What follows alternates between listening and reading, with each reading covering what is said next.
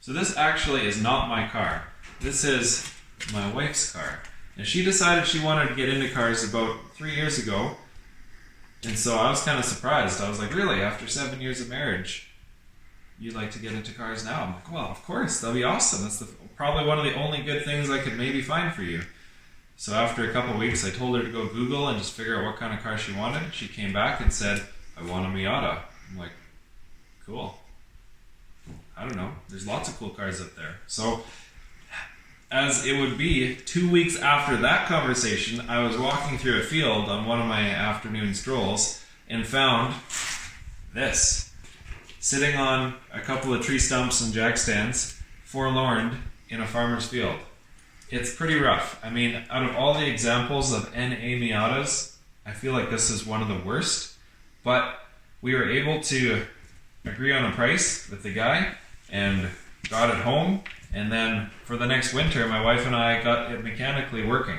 So we ended up doing, I think, a clutch, slave cylinder, wheel bearings, a couple of bushings, and obviously we had to do brakes because it was rusted. It was, it had been sitting out in the open for a long time, just on jack stands. And new wheels and tires. They only had, on the real cheap discount rack, some winter tires at the time, which actually has turned out really awesome because winter tires on a Miata is a really good thing.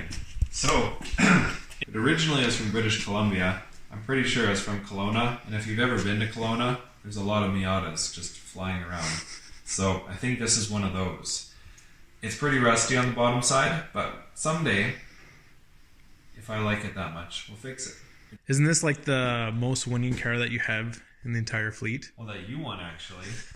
Yeah, I guess, good point. So this car has actually won more awards than any other car that I technically don't own it. But the backstory behind this, actually, you, Ben, got into, that's how you got into cars, actually. Yeah. Was that your first car? That was my first, ever racing. Here, I'll take the camera here. Oh, my. Here. Look at this. This guy... So we just picked him up to go on a boys' trip to go drag racing, and he's a carpenter by trade, but it's just let's figure out some car stuff. Let's go hang out, have some fun time together. I was just supposed to tag along. I was just supposed to go for the ride, watch you guys race, maybe get some videos for you guys.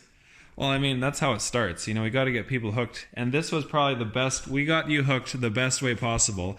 Because what ended up happening, we were going to this car show that had some airport drag races. And my wife was following with another girlfriend. They were having some fun. And so we were at the drag races. And I don't know, how did it happen actually? The night before the race, we all went and watched the cars. And Mackenzie was like, I don't know if I really want to race. All right, I was trying to convince my wife to race, right? And she was kind of chickening out, right? I was like, I'll race it, just kind of as a joke. And they're like, well, you'd have to talk to Brock and see if he's okay with that. And I was like, okay. I was like, yeah, get you in there. And so what ended up happening, and you can see this actually, if you look at what's Ethan's YouTube channel? Heathen's Garage. Heathen's Garage. He does a little thing on this actually.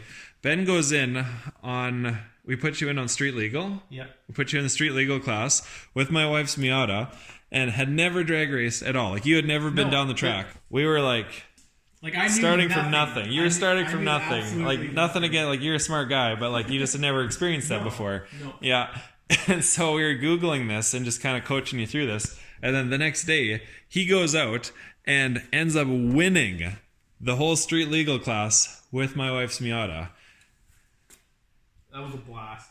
Yeah, and I mean, talk about the best way to get hooked on drag racing. You just show up on a guy's trip and all of a sudden you get into a winning... You get money out of the deal. Yeah. I was like, that was a pretty nice... Yeah, did I say there's a Miata rental fee for that? No, it's all good. I was really happy for you. And I mean, I feel like to some degree there's always people that build cars maybe a little bit better and people that drive cars a little bit better. It's rare to see someone that does both. They can build it well and beat the crap out of it well. Yeah. And so, yeah, this guy's a driver. I'm just your sponsored driver. Yeah. You do all the mechanical work and I'll drive the cars. Exactly. And so ever since then, now you've been hanging around. Like a lost Drive puppy. Drive an hour and a half to Porcupine all the time just to. Yeah, exactly. Just to experience the Miata. You have a special affinity for this car. I do. Did I mention it's for sale? It's because it's not. If we wrap it around a post, I'll let you know.